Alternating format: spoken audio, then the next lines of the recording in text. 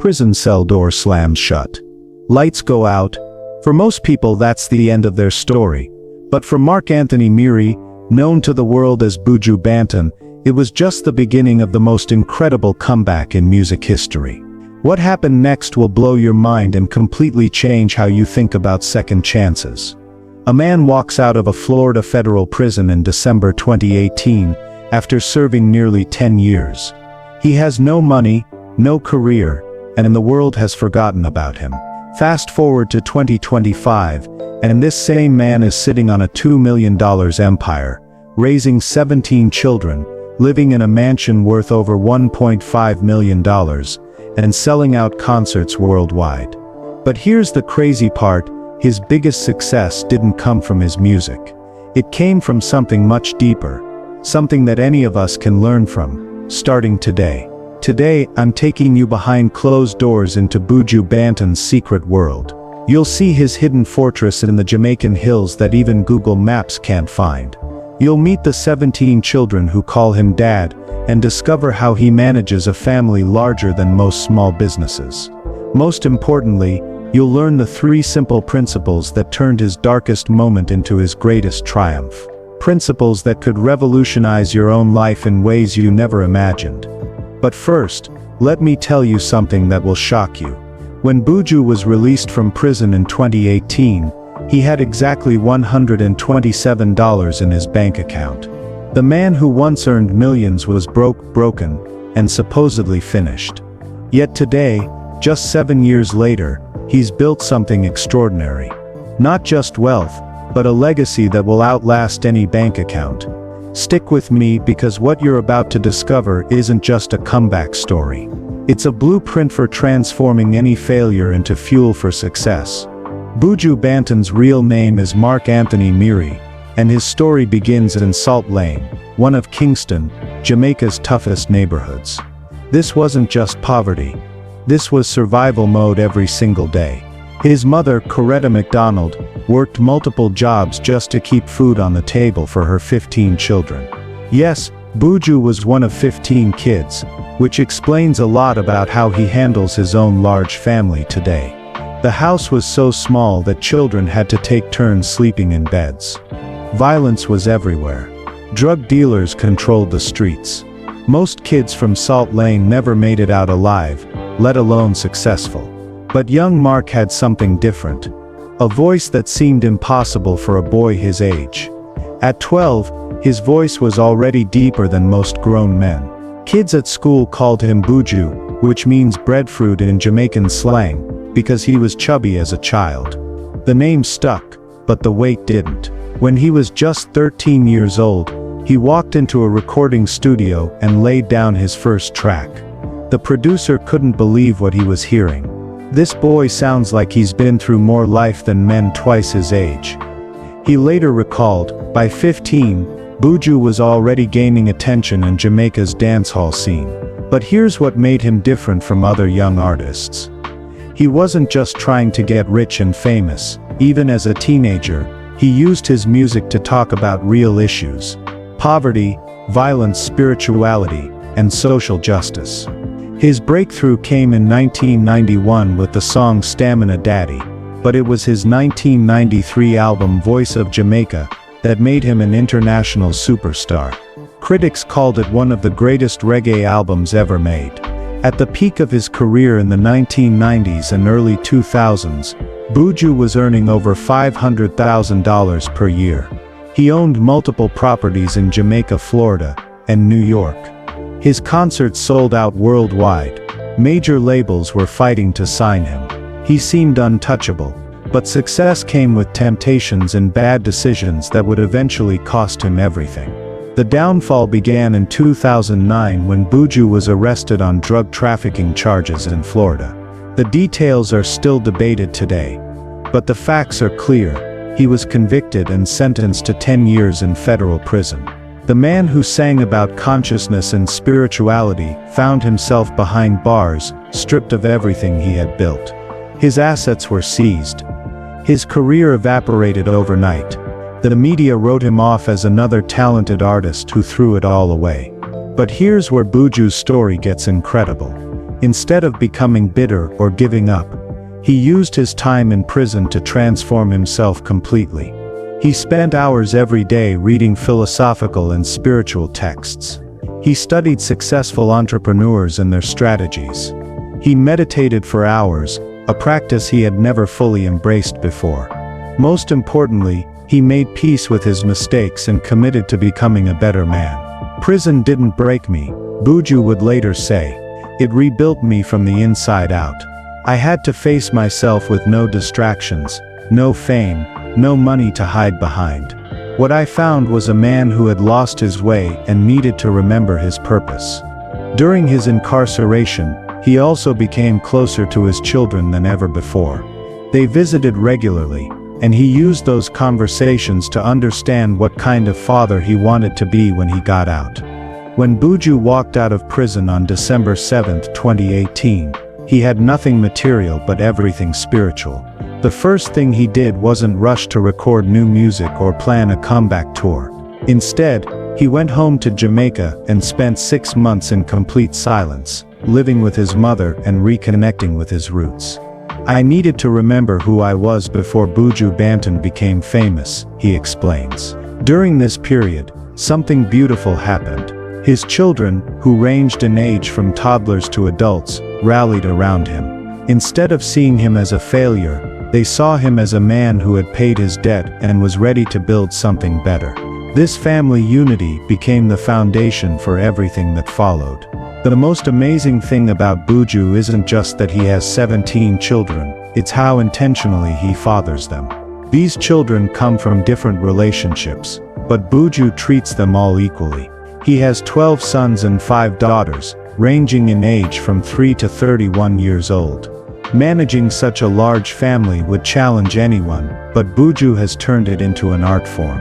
Every month he organizes what he calls Family Parliament, a gathering where all his children who are old enough come together to discuss important matters.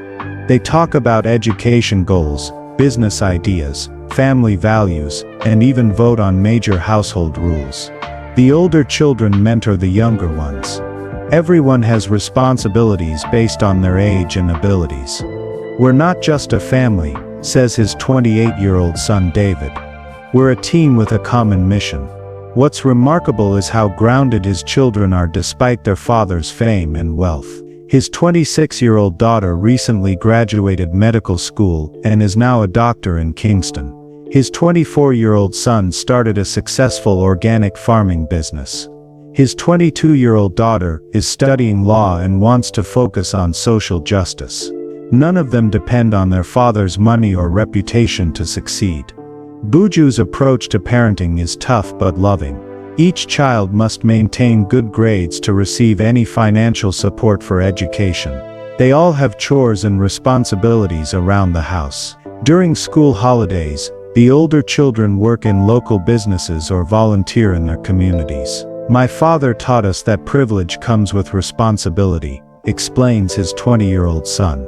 "We're expected to give back because we've been given so much." The family dynamics are complex but beautiful. The children from different mothers all consider themselves siblings, not half-siblings. They celebrate each other's achievements and support each other through challenges. Buju has created a family culture where love and respect are the highest values, and material things are secondary. When it comes to romance, Buju has learned to be extremely private. He's currently single, but has been in a committed relationship with a successful Jamaican businesswoman for the past 3 years. However, he refuses to make it public until they're engaged or married. "I've learned that some things are too precious to share with the world," he says. "My relationship is between me and her, not me, her, and the media." This approach stems from lessons learned during his previous relationships. His most public relationship was with model Nina Atala in the early 2000s, which ended messily in the tabloids. Since then, he's kept his love life completely out of the spotlight. Friends say he's happier and more stable in relationships when they're not public, and his current partner appreciates this privacy. Buju's home in the hills above Kingston is more than just a mansion, it's a compound designed for multi-generational living. The main house sits on 6 acres and has 8 bedrooms, 10 bathrooms, and multiple living areas. But what makes it special is the additional structures: 3 guest houses for visiting children and grandchildren, a massive outdoor kitchen for family gatherings, a meditation pavilion overlooking the valley, and even a small organic farm that provides fresh food for the family. The property is worth an estimated $1.5 million, but Buju's renovations and additions have probably doubled that value. He hired local craftsmen to build everything using traditional Jamaican techniques, combined with modern technology.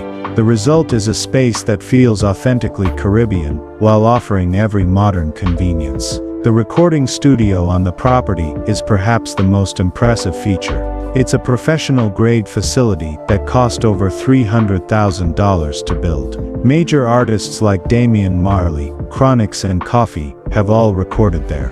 The studio has become a creative hub where established artists mentor young Jamaican talent. "This isn't just where I make music," Buju explains. "It's where the next generation learns to make music with meaning." The property also features the most advanced sustainable technology available. 50 solar panels provide 90% of the electricity. A sophisticated water recycling system means almost no waste. The organic gardens use permaculture principles to grow food without chemicals. There's even a biogas system that converts organic waste into cooking fuel. These features save thousands of dollars annually while protecting the environment.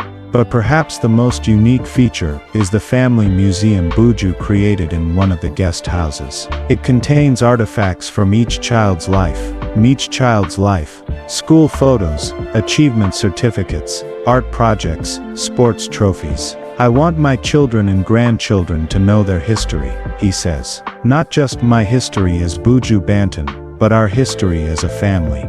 Buju's relationship with luxury is fascinating and complex. His car collection reflects this perfectly. The red Ferrari F430, valued at around $200,000, represents achievement but sits in the garage most days. He bought it not to show off, but to prove to himself that he could own something he dreamed about as a poor kid in Salt Lane. For daily use he relies on a customized black Range Rover autobiography that cost $130,000. It's equipped with bulletproof glass and reinforced doors, a necessary precaution. Given Jamaica's crime rates and his high profile, the interior has been modified with a small desk so he can work while traveling to meetings or events. His most sentimental vehicle is a restored 1970 Toyota Land Cruiser that belonged to his mentor, legendary producer Coxstone Dodd. Buju tracked down this vehicle and spent $50,000 restoring it to perfect condition. It's not worth much financially, but emotionally, it's priceless. He often takes this vehicle when he wants to travel around Jamaica without being recognized. What's missing from his garage speaks volumes about his character. No collection of sports cars, no custom motorcycles, no vehicles bought purely for status. Every car serves a specific purpose and reflects his values. Cars are tools to get from one place to another, he says. If they happen to be beautiful tools, that's a bonus. Financial experts estimate Buju Banton's current net worth at approximately $2.2 million, though this number is conservative, because it doesn't include the full value of his music catalog, or potential future earnings. This wealth comes from multiple carefully managed sources that reflect his business acumen and artistic integrity. His music catalog generates about $30,000 monthly in streaming royalties alone. Songs like Untold Stories, Champion, and Hills and Valleys continue earning money decades after their release. His record label, Gargamel Music, owns his masters, meaning he receives 100% of these royalties, rather than splitting them with a major label. Live performances have become his biggest moneymaker since returning to music. His 2019 Long Walk to Freedom tour grossed over $15 million worldwide, with Buju earning approximately $100,000 per show. Unlike many artists who rely on elaborate production, Buju's concerts focus on intimate connection with audiences, keeping costs low and profits high. His business ventures extend beyond music. In 2021 he launched a line of organic seasonings and health products, based on Rastafarian dietary principles. The company now generates over $200,000 annually, and is expanding throughout the Caribbean. He also owns a 20% stake in a sustainable tourism company that offers eco-friendly tours of Jamaica's Blue Mountains. Perhaps most impressively, Buju has become a sought-after speaker at business conferences and universities. He commands $25,000 per speaking engagement, sharing lessons about resilience, authentic leadership, and building meaningful success. These talks not only earn money, but help spread his message to new audiences. What sets Buju apart from many celebrities is his approach to money management. He employs a team of financial advisors and invests conservatively in blue-chip stocks, real estate, and government bonds. He lives off investment income and royalties, treating performance earnings as bonus money to be saved or donated. A typical day in Buju's life reveals the discipline and intentionality that drive his success. He wakes at 4:30 a.m. every morning, long before sunrise. The first hour is spent in complete silence, no phone, no music, no conversation. This quiet time includes 30 minutes of meditation and 30 minutes of reading spiritual texts or business books. Physical exercise comes next. 3 days a week he runs 5 miles through the hills around his property. On alternate days, he practices yoga or works out in his home gym. This 90-minute exercise routine isn't just about physical health. It's his time to think and process ideas without distraction.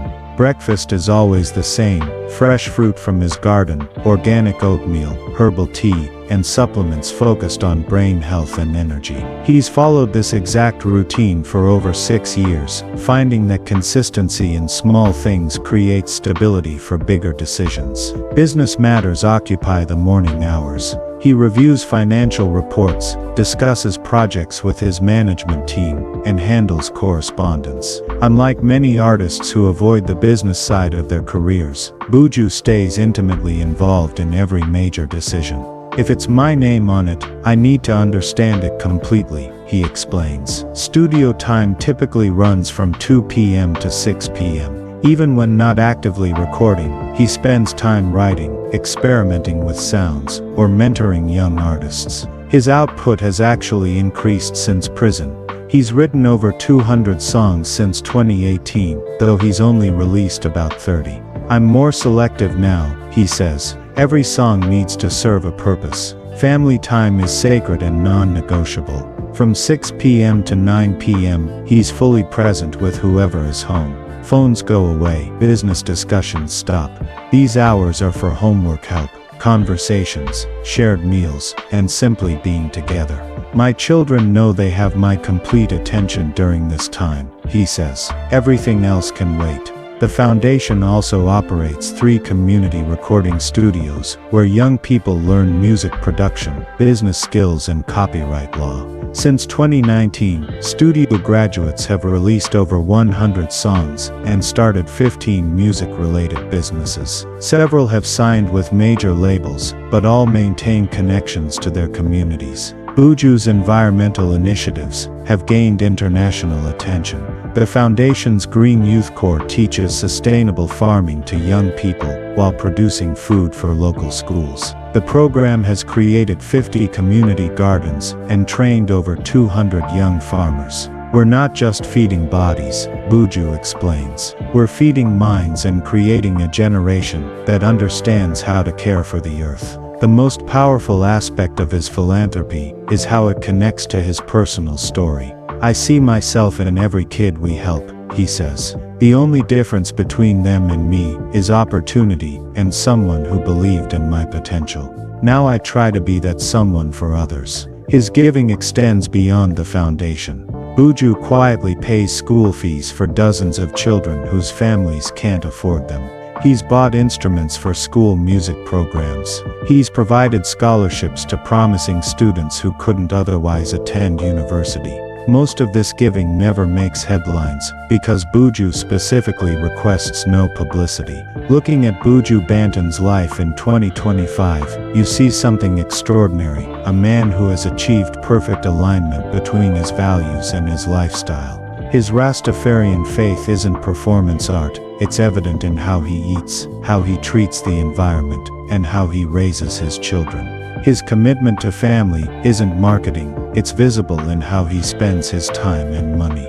His dedication to community isn't charity work for image, it's ongoing, personal, and transformative. But this authenticity came at great cost. Buju's journey included spectacular success and devastating failure, international fame and crushing isolation, creative freedom and literal imprisonment. Most people would have emerged bitter, broken, or desperate to reclaim their former status. Instead, Buju emerged more focused, more purposeful, and more committed to using his platform for positive change. The three principles that powered his transformation are deceptively simple but profoundly challenging to implement. First, accept complete responsibility for your circumstances, no matter how unfair they might seem. Buju never blamed others for his legal troubles or the consequences that followed. This acceptance freed him to focus on what he could control, his response and his future. Second, use setbacks as setup for comebacks. Instead of viewing prison as the end of his story, Buju treated it as intermission. Time to study, reflect, and prepare for Act 2. He read everything he could find about successful people who overcame major obstacles. He learned new skills. He developed the mental toughness that would later define his comeback. Third, build your second act on stronger foundations than your first. When Buju returned to music, he didn't try to recapture past glory. Instead, he created something better. Music with more meaning, business ventures with more purpose, relationships with more depth.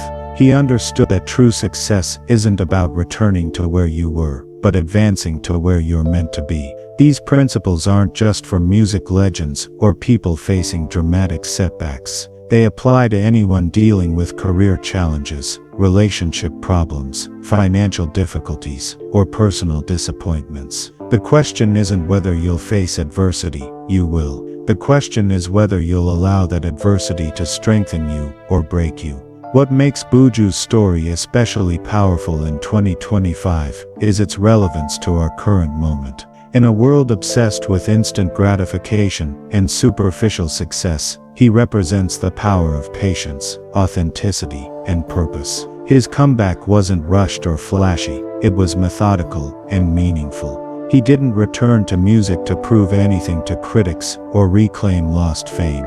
He returned because he had something valuable to say, and the wisdom to say it effectively. His approach to wealth differs dramatically from typical celebrity culture.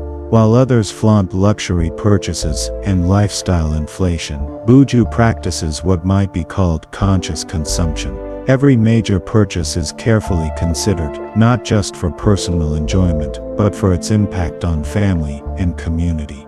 He could afford multiple homes, fleets of exotic cars, and endless luxury goods. Instead, he chooses quality over quantity, meaning over materialism. This philosophy extends to his children's upbringing.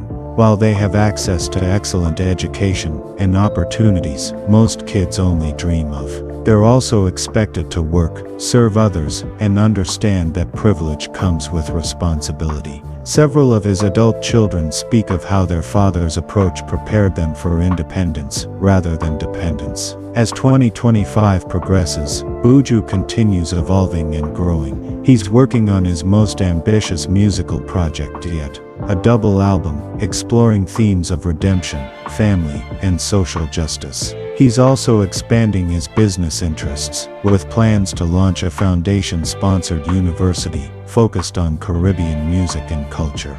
Most excitingly, he's considering writing an autobiography that would offer unprecedented insight into his journey. But perhaps his greatest achievement isn't anything he's built or accomplished.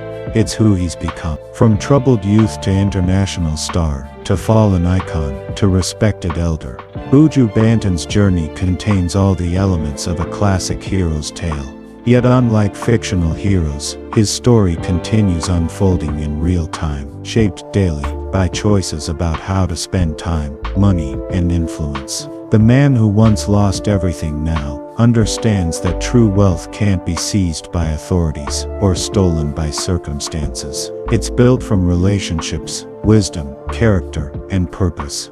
Assets that grow stronger through adversity rather than weaker. In a culture that often confuses net worth with self-worth, celebrity with significance, Buju offers a different model of success, one measured not by what you have but by what you give, not by how many people know your name, but by how many lives you've touched. Standing on his hillside property, as the Jamaican sun sets behind the blue mountains, Buju Banton represents something rare and valuable. Second chances realized, potential fulfilled, despite obstacles, and influence used responsibly. His story isn't finished. At 51, he's likely to spend decades more creating, building, and inspiring. But already his journey offers timeless lessons about resilience, redemption, and the power of living authentically in an artificial world. So here's my challenge to you. What would your comeback story look like? What principles would guide your second act? What legacy would you build if you had the chance to start over? Buju Banton's story proves that it's never too late to rewrite your narrative. Never too late to align your life with your values. Never too late to make your mess your message. The man who walked out of prison with $127 in his pocket now has millions. But more importantly, he has meaning. The artist who once chased fame now builds significance. The father who could have been absent chooses to be present. These aren't just personal victories. They're proof that any of us can transform our greatest failures into our most meaningful successes. The only question is, will you choose to build your own comeback story, starting today?